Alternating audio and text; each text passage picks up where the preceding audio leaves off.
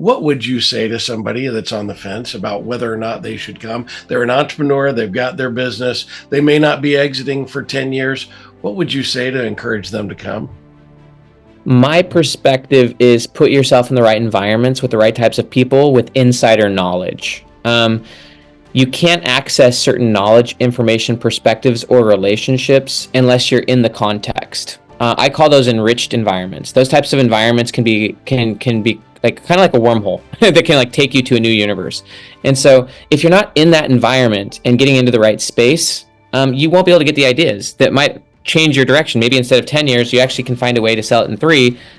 Or versus, you might just realize that there's totally different options available to you with that insider knowledge. That's why these groups are so powerful. That's why being with you in that group is going to be really interesting.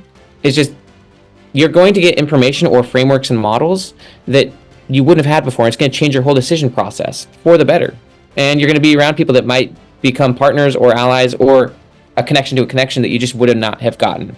So I have found every time I put myself into one of those insider knowledge, really unique environments, enriched environments, and sometimes I have resistance to doing it. But every time I've done it and put myself into that situation, it creates ripples that I look back and I'm like, okay, that was huge. So yeah, if you're on the fence and doing it, make the investment. It's a single day. That's what's, I think, really interesting about your event is it's a one day.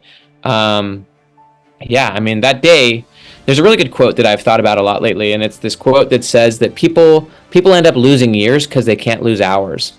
And so this is one of those ones where, if you can't give yourself a single day to create space and get new thinking, you might lose years as a byproduct. Or if you can give yourself, if you could free yourself for a day, you might just save yourself or fundamentally alter the next 10 or 12 years, or save yourself 10 or 12 years.